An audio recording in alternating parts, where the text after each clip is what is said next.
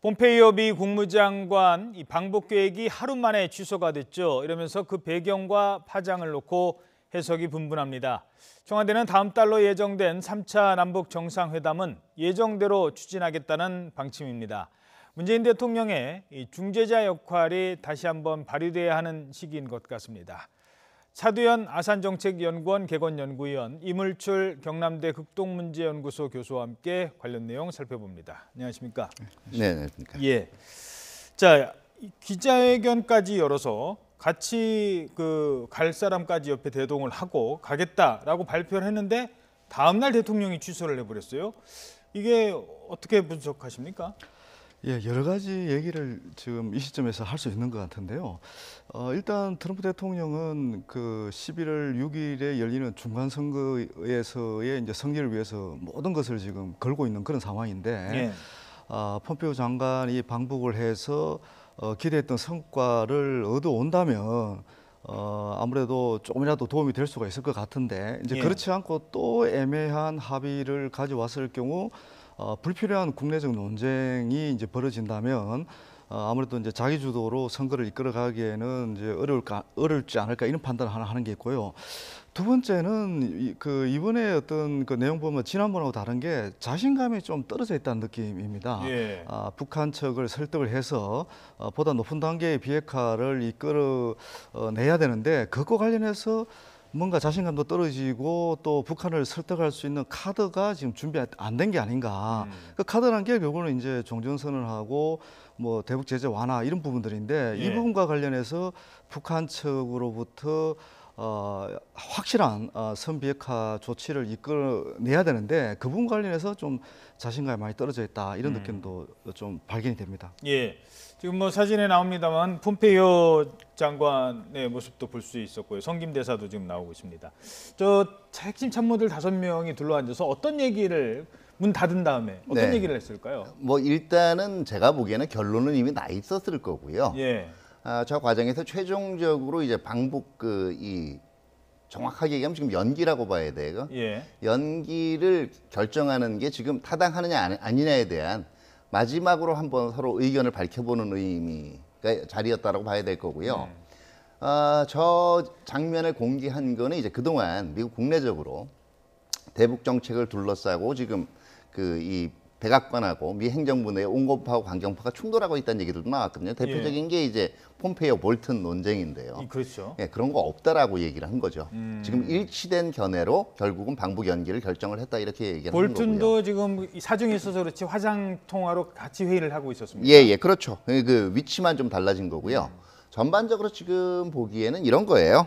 이미 이물춘 교수님께서 얘기를 하셨지만은 이게 완전히 판을 바꾸겠다라는 건 아닌 것 같아요, 아직은. 왜냐하면 그게 중국 변수를 얘기를 하면서 결국 김정은 위원장에 대해서 직접적으로 비판을 하지 않았다라는 거는 예. 아직은 이제 여지를 좀 남겨준 거예요. 다만 북한이 먼저 움직여라라고 얘기를 한 거고요. 두 번째는 아마 그러기 때문에 9월 달 일이 되면 또 한 번 전격적인 어떤 제안들이 또 방북을 다시 추진을 한다든가 아니면은 이 김정은 위원장을 아마 뉴욕으로 공적으로 초청을 하는 게 아니라 뉴욕에 오기를 원한다. 뭐 이런 정도의 발언이 나올 가능성이 있습니다. 예. 이거는 일단은 지금 트럼프 대통령 지지율이 국내 정치적으로 지금 중간 선거 캠페인은 아직 이 본격적으로 가열이 되지는 않았지만은 뭐 지난주에 나왔죠. 이 코언과 매너포트 두 이제 이 가장 최측근이죠. 결국은 이 실형이 나왔단 말이에요. 유죄로 판명이 됐어요. 그러니까 국내 정치 문제로. 예. 그런데 그 이후에 트럼프 대통령 지지율을 보면은요, 그렇게 큰 변화가 없어요. 이 지지율이 어떤 거냐면은요, 굉장히 절망 지역에서 뭔가 크게 판을 벌여야 될 지지율도 아니고, 그렇다라고 해서 뭔가 하나 성과를 강조해서 자칫 잘못 움직였다간 좀 또 위험한 지지율이에요. 예. 그렇기 때문에 안전한 쪽을 택한 것 같고, 오히려 지금 북한 쪽도 조금 조심해야 될 게 이게 지금 예비 수순이에요. 결국은 미국의 입장에서는 모든 노력을 다 해봤다라는 걸 국내적으로 보여주는 겁니다. 어허. 이럼에도 불구하고 만약에 평양이 움직이지 않을 경우에는 경우에는 실질적으로 11월 중간 선거 이후에 미국의 그때 정말 판이 흔들릴 가능성이 있어요. 판이 흔들린다. 상당히 그 의미심장한 얘기일 수도 있는데요. 그러니까 협상이 잘 안 됐어요. 네. 지금 그러면은 그때까지도 그러니까 중간 선거 할 때까지도 이 상태로 계속 가다가는 트럼프가 확 180도 태도를 바꿀 수도 있다고 보십니까? 근데 저것 때문에 뭐 지금 현재 대북 문제 때문에 중간 선거 패배의 주요 원인이 된다고 보기는 힘들 그러니까 뭔가 텐데요. 돌파구가 없는 상황에서. 예, 그렇죠. 돌파가 없이 열리게 되면 11월에는 이제 트럼프 대통령은 뭔가 결심을 해야 된단 말이에요.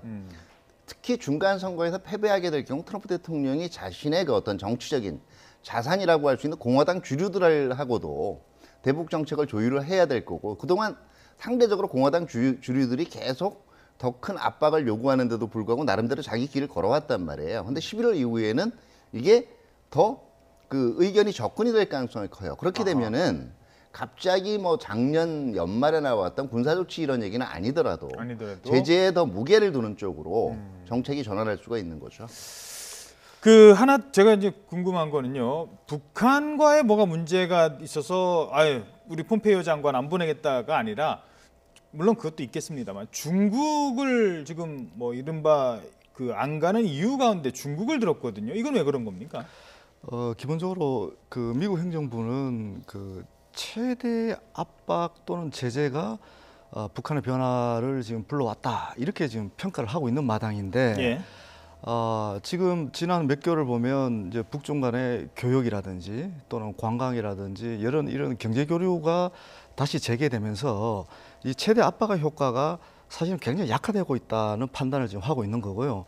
이런 상황에서 북한이 선 비핵화 관련해서 보다 적극적인 조치를 취할 가능성이 굉장히 낮다. 그러니까 그 배후에는 지금 중국이 있다, 이렇게 이제 평가를 하는 건데, 사실 엄밀하게 보면 일부 맞는 부분은 있는 것 같습니다. 예. 그러니까 이 트럼프 대통령은 시진핑 주석을 향해서 최대 압박과 관련해서 비핵화가 이루어지기 이전에는 최대 압박과 관련해서 보다 좀 협조해 달라, 이제 그렇게 요구하는 건데, 잘 아시지만 지금 그 미중 간의 큰 새로운 전선이, 무역 전쟁이나 새로운 전선이 지금 펼쳐져 있기 때문에 이 부분과 관련해서 중국이 협조조 나올 가능성이 낮다, 이런 판단을 지금 트럼프 대통령이 하고 있는 거고, 중국이 이런 입장을 견지하고 있는 한 최대 압박 효과는 과거처럼 어떤 효과를 내기도 어렵고, 또 지금 가장 첨예한 것이 결국 이제 북한의 선 비핵화와 종전선언의 맞교환인데, 이 부분도 지금 단계에서는 성과를 내기 어렵다. 그래서 중국이 보다 적극적인 역할을 해줘야만이 자신이 원하는 그런 목표를 달성할 수 있을 것 같다는 그런 지금 예상을 하고 있는 것 같습니다. 미국과 중국의 무역 문제와 네네. 북한의 비핵화와 어떤 관계가 있는 겁니까? 전문가시니까 좀 쉽게 설명해 결국 주시죠. 이렇게 생각하시면 돼요. 미중 간의 무역 분쟁이라는 게 경제적인 문제뿐만 아니라 누가 세계 질서를 이끄느냐는 정치 외교적인 문제도 개입이 돼 있단 말이에요. 예. 결과적으로는 다시 말해서 중국이 미국과의 무역 분쟁에서 이 우위를 점하려면 경제 이외의 다른 전략적인 부분들로 미국의 신경을 자꾸 건드릴 필요가 있는 거예요. 중심을 잃게 할 필요가. 그런데 바로 그걸로 중국이 북한 카드를 이용하고 있다라고 지금 트럼프는 주장하는 거나 마찬가지예요. 예. 결국 미중 무역 분쟁의 연장선상에서 미국을 좀 괴롭게 만들기 위해서 자꾸 미북 관계에 끼어들어서 지금 회방을 놓고 있다. 그러니까 쉽게 말해서 예. 이런 표현 좀 그렇습니다. 이제 중국이 북한한테 가서 협조하지 마세요. 그 뭐 우리랑도 사이도 안 좋은데 지금 미국이랑 거 협조할 것 없습니다. 뭐 이런 식으로 나온다는 겁니까? 네, 지금 그런 뉘앙스로 얘기를 하는데요. 사실은 약간은 논리적인 억지는 좀 있어요. 왜냐하면 최근에 북중 관계를 보면 북한도 중국과 상당히 이제 관계 긴밀화를 위해서 노력하고 있지만, 그렇다고 중국의 말대로 움직이지는 않는단 말이에요.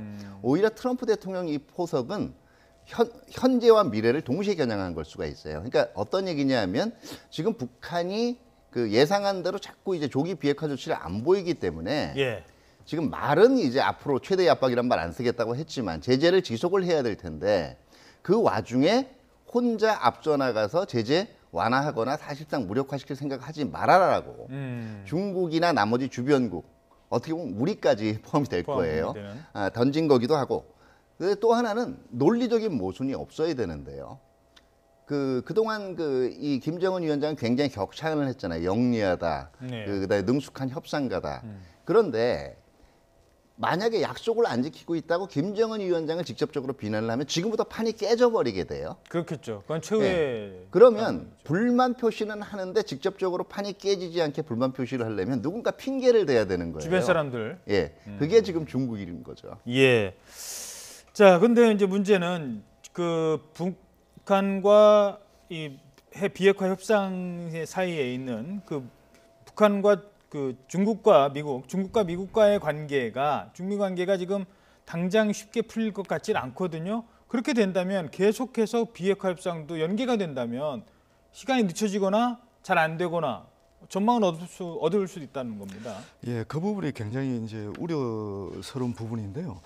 지금 트럼프 대통령은 그 기본적으로 이제 중국과의 무역 관계가 해결된 이후에 이제 뭐 폼페이오 장관을 보내겠다 이렇게 얘기를 했거든요. 근데 이 무역 관계가 해결된 이후라는 표현 자체가 정말 상당히 애매한데 뭐 우리가 기대했던 것보다 일찍 또 북미 관계가 다시 또 재개될 수도 있고 예. 또 더 늦출 수도 있다 이런 부분인데 지금 트럼프 대통령이 기본적으로 중국과의 무역 분쟁이 어느 정도 해결된 이후라는 이 표현을 쓴 이유는 사실 이제 비핵화 문제가 장기전으로 접어들 가능성도 있다는 그런 판단도 하는 것 같고 또 지금까지의 북미 간의 협상 결과로 봐서는 북한이 선 비핵화 조치를 취할 가능성이 낮다는 그런 판단도 한 것 같고 또 하나는 자신이 양보하고 싶지만 예를 들면 대북 제재 완화라든지 종전선언 관련해서 양보를 하고 싶지만 국내 정치적으로 양보하기가 쉽지 않은 그런 상황. 그러니까 우선은 지금은 타이밍이 아니다. 좀 더 시간을 더 두고 보자 이렇게 봐야 될 것 같거든요. 그래서 지금 단계에서는 너무 낙관도 뭐 할 수 없는 상황이고 그렇다고 또 비관도 할 수 없는 상황이다. 이렇게 저는 평가를 합니다. 북한이 지금 반응을 보이지 않고 있어요. 아직까지는 무반응입니다. 이거에 대해서 이 부분은 어떻게 반응을 앞으로 할까요? 아니면 그냥 있을 수는 없는 거 아니겠습니까? 북한도? 지금 북한이 가장 고민하고 있는 것은 이제 계속 강조를 하고 있지만 우선 자기들은 비핵화하겠다. 근데 비핵화하기 이전에 좀 단계적으로 신뢰를 쌓는 조치를 먼저 취하자. 이제 그런 얘기를 계속하고 있는 거죠. 그러면 이제 북한이 얘기하는 신뢰라는 게 결국 이 종전선언하고 대북 제재 완화 부분인데 네. 이 부분과 관련해서 미국이 좀 성의를 보여준다면 자기들은 비핵화 관련해서 속도를 내겠다 이런 입장을 계속 얘기를 하고 있는 거거든요. 그러니까 제가 지금 드린 예. 거는 지금 오겠다고 하는 사람이 안 온다고 갑자기 하루 만에 기자회견을 열어서 오겠다고 해놓고 안 온다고 했잖아요. 북한 입장에서는 기분 나쁜 거 아니에요? 이거 외교적 결례 아니냐라면서 따지고 들 것 같은데 평소의 상황이라면 지금 조용한단 말이죠. 북한은 아마 이런 상황을 예상했을 것으로 저는 봅니다.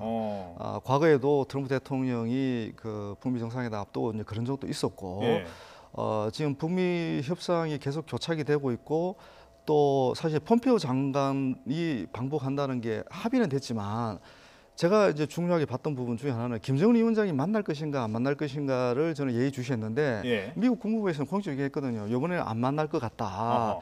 그러니까 그만큼 지금 북한도 폼페이오 장관이 가져올 협상 카드에 대해서 좀 회의적으로 이제 보고 있는 거죠 지금. 예. 그런 상황에서 폼페이오 장관의 방북을 취소했다. 뭐 이런 부분과 관련해서 모르겠습니다. 이게 이제 초반기라면 초기 단계라면 또 뭐 다른 격한 반응을 보일 수도 있는데 지금 같은 경우는 제가 볼 때는 상당히 차분하게 대응할 가능성이 높다. 오히려. 저는 그렇게 봅니다. 그러니까 덜커덕 만나긴 했는데 김정은 위원장도 만났다가 아무것도 없다면 그게 더 부담이 될 수 있으니까 지금 상황에서는 차라리 이게 안 오고 좀 시간을 더 끌면서 협상하는 게 낫다 이렇게 본다는 일단은 두 가지로 건가요? 볼 수가 있는 게요. 그 폼페이오 장관, 그러니까 이 보도될 때 너무 단정적인 게 문제인 게 그동안 국내에서 다음 달 방북해, 뭐 그다음에 그 유엔 총회 초청 가능성이 있어. 이게 일종의 기정사실에서 보도하는 경우가 굉장히 많은데 네. 실제로 트윗이나 이런 걸 통해서 발표된 면을 보면 그렇게 되기를 희망한다. 그렇게 되기를 원한다. 특히 폼페이오 장관 같은 경우에도 아주 획기적인 진전이 있을 것이라고 얘기됐다고 국내에서 보도가 됐단 말이에요. 예. 실제 트위터 들어가면 획기적인 진전이 이루어지기를 바란다라고 돼 있어요. 예. 무슨 얘기냐면 우회적으로 우리도 그거 원하니까 좀 움직이라고 북한 쪽에다 메시지 던지는 거거든요. 그러니까 결국 어떤 입장에서는 이게 공식적으로 지금 양측이 다 합의해서 발표한다라고 노동신문에 나온 적 없잖아요. 예. 타진하고 있던 과정에서 이게 지금 무산이 된 거기 때문에 북한도 공식적으로 이걸 비난하고 나오기도 문제가 있고 결국은요. 지금 당장 미국도 북한도 양쪽 다 판을 완전히 깨기는 싫다는 얘기예요.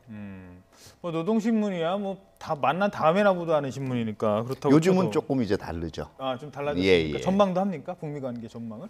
일단은 합의가 돼서 어떤 예정 그게 나오면 예, 이제는 발표합니다. 예. 자, 지난번 그 북미 회담이 취소가 됐을 때 일단 뭐 취소라기보다도 갑자기 돌연 트럼프 대통령이 나 안 가겠다. 뭐 이렇게 얘기를 하지 않았습니까? 예, 그때 이제 나섰던 인물이 바로 문재인 대통령이었습니다. 예, 예. 이번에는 그동안 트럼프 대통령이랑 전화 통화한 지도 한 2달 정도 넘었다는 예, 얘기도 예. 있고 문재인 대통령이 좀 다시 한번 나설 때 아닌가요? 이번에는 조금 그때랑은 여건이 틀려요. 왜냐하면 그 당시는 확정된 어떤 행사가 있었단 말이에요. 예. 6월에 미국 정상회담을 한다라는 분명한 멘트가 있었고 그걸 향해서 달려가다가 중간에 갑자기 브레이크를 건 거예요. 아하. 그러니까 그 당시에는 어떻게 됐냐면 이게 행사 자체가 완전히 취소가 돼 버리는 거예요. 후속 행사 자체가. 그렇게 될 경우에는 결국은 이게 뭐냐면 대화를 통한 그 비핵화 문제라는 과정 자체가 깨질 위험이 있는 거고요. 지금은 폼페이오 장관이 방북을 했다고 해도 후속적으로 합의되거나 발표된 일정이란 건 없었어요. 전부 추정일 뿐이죠. 예. 가령 얘기되는 뭐 뉴욕에서 이 남북한과 뭐 미중 4개국 정상이 만날 수 있다든가 김정은 위원장이 뉴욕으로 갈 이건 전부 추정일 뿐이에요. 예. 그렇기 때문에 상대적으로는 조금 지금 이 상황 자체가 틀리다는 거고요. 두 번째는 이제 이런 겁니다.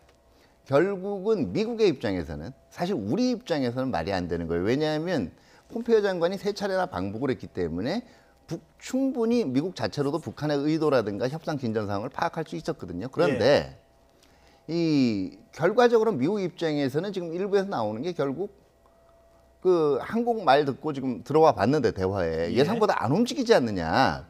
이런 북한이. 불만이라도 지금 얘기할 수가 있었거든요. 그렇기 때문에 지금부터 이제 우리 입장에서는 우리는 분명히 우리 입장을 밝혀줘야 돼요. 예. 그러니까 다시 말해서 비핵화가 중요하긴 하지만 우리는 조금 더 빨리 움직이기를 원한다든가 예. 아니면 아예 그 비핵화도 중요하지만 현 수준에서 남북 관계의 진전 자체가 오히려 더 도움이 될 거라고 본다. 다만 논리는 분명히 설득력 있게 전개를 해야 돼요. 예. 이런 걸 얘기를 해서 서로 다른 이견이 있을 때 그걸 조정하려는 노력도 있어야 되고요. 또 하나는 북한에 대해서도 이제는 조금 더 우리도 당사자적인 특히 비핵화 문제에 대해서 그동안 미북 협상에 맡겨왔지 않습니까? 이제는 조금 당사적인 입지를 가지고 예. 강력하게 요구할 건 요구해야 돼요. 사실은 왜냐하면 이번에 어떤 얘기냐면 이런 겁니다.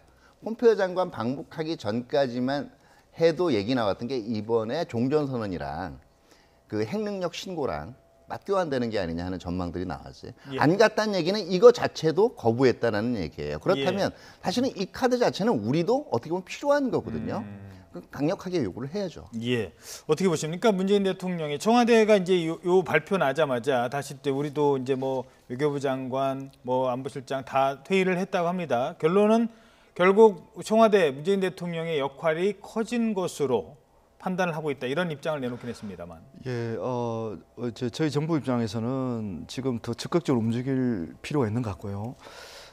기본적으로 이제 이 남북 관계가 이제 북미 관계를 더 촉진시키고 또 이 북미 관계가 남북 관계를 또 뒷받침하고 뭐 이런 이제 선순환을 이제 우리 정부가 계속 원하고 있는 건데 저는 기본적으로 이제 그 김정은 위원장과 트럼프 대통령 두 사람과의 다시 또 이제 대화가 필요하다고 보고요. 예.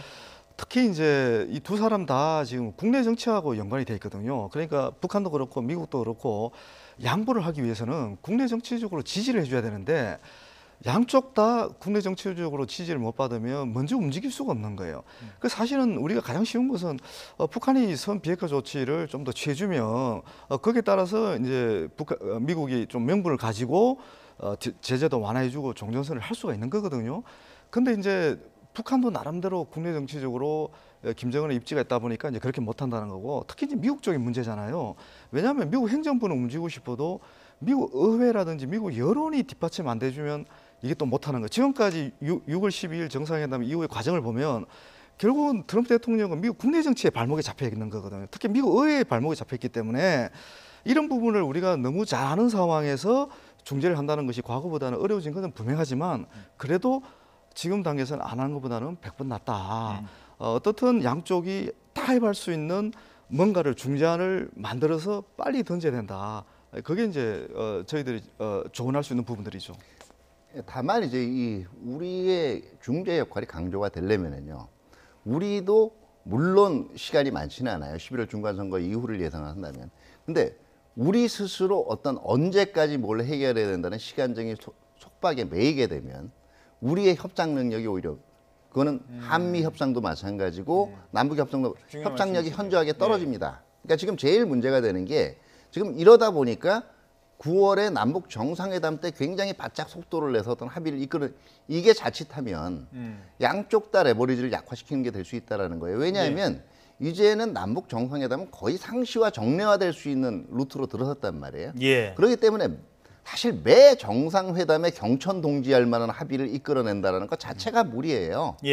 그러면 차분하게 합의가 되는 건 합의가 되는 대로 아니면은 이견이 있는 건 이견이 있는 대로 그대로 현실을 인정하고 나가야지. 여기서 스스로 우리를 어떤 매월까지는 뭘 만들어야 된다는 강박관념에 휩싸이게 되면 굉장히 입지가 좁아질 수가 있어요. 이어서 어제 마무리된 이산가족 2차 상봉도 살펴보도록 하겠습니다. 2박 3일간의 또 다른 짧은 만남은 끝났습니다. 또 기약 없는 이별을 하게 됐습니다. 자, 마지막 가족들 헤어지면서 어떤 얘기를 했을까요? 조선 꼭 붙잡은 조선 볼 때마다 참 안타깝다는 생각이 듭니다. 함께 보시죠. 고마웠어요. 여튼 살아줘서 고마웠어요. 사랑고 만나자. 꼭 다시 만나요. 오래 살아서 통일을 꽉 봐야 돼. 아이 근데 우리 너무 오래 살았잖아. 우린 내 60 청춘 90 한갑이야. 매번 드리는 질문이지만 답이 없는 질문이기도 합니다. 왜 이산 가족들이 정례화를 못하고 왜 이렇게 일회성 행사로 그냥 끝이고 또 언제 만날지 모르고 이런 일이 반복되는 겁니까? 이산 가족 만날 때부터 정례화하자고 했잖아요. 10년 넘게 지금 정례화를 못하고 있어요. 왜 그런 겁니까? 사실 이제 남북과 양쪽의 뭐 지도자 또는 정치권의 문제라고 저는 보는데요. 이 이산가족 행사를 이벤트성 행사로 접근하는 게 저는 굉장히 큰 문제라고 보고 사실 이산가족 상봉 행사는 그냥 상시적으로 꼭 공개하지 않아도 되거든요. 금강산 그 면회소라든지 또는 제3의 장소에서 남북한 당국이 협력해서 서로 생사 확인을 해주고 상시적으로 만나는 그런 상황을 만들어주면 되는데 어떻게 보면 이제 이 남북 관계하고 이산가족 상봉 행사 그러니까 정치적 행사하고 아주 밀접한 연관이 있다 보니까 남북 관계가 좋으면 이산가족 상봉 행사가 한 번이라도 더 열리는 거고 안 좋으면 또 안 열리는 거고 이런 관계가 지금 21번째 이어지고 있는 거죠. 그래서 이런 부분을 더 이상 반복하지 않고 뭐가 핵개정을 방할치 않는 그 핵개정 방안이라는 것은 저는 남북 간의 신뢰 구축, 그 관계 개선 그게 바탕이 돼야만이 북한이 협력할 수밖에 없다. 저는 그렇게 일단 봅니다. 뭐 특별한 방안 없으십니까? 네, 일단은 저 문제는요. 제가 볼 때는 해당 시기의 정치적 관계랑 무관하게 접근을 해야 돼요. 쉽게 얘기하면 이산가족 문제에 관한 한 그 국내에 있는 이산가족들의 부탁을 들어주기 위해서 우리가 때로는 좀 저자세로 나가도 상관이 없다는 얘기예요. 다만 그게 다른 정치적 사안들 그것까지 양보를 하는 게 돼서는 곤란한 거지. 사실 저 이산가족 상봉을 위해서 그동안 이제 이런 거였단 말이에요. 남북관계에 따라서 뭐 안 만나면 북한이 거부하면 그럼 말어 이러고 만 적이 많거든요. 조금 더 저거를 인권이라든가 인도주의 측면에서 접근을 해야 할 필요가 있어요.